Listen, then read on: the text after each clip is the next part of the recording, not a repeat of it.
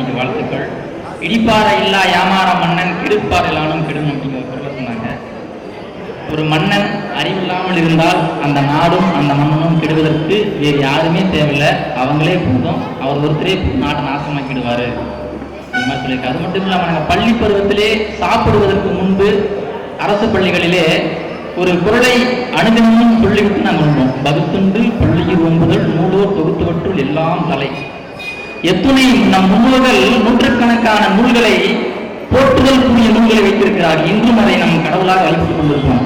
அத்தனை நூல்களுக்கும் மேலானது என்னென்று சொன்னால், போற்றுதல் கூடிய அத்தனை நூல்களுக்கும் மேலானது நம்மிடம் இருக்கக்கூடிய உணவை இல்லாதவர்களுக்கு பகிர்ந்து உண்டு வாழ்வதுதான் அத்துணைக்கு மேலானது, சிறந்தது என்கின்ற குரலை சொல்லி அவர்களுக்கு பாராட்டுக்கள். அற்புதமான குரல்.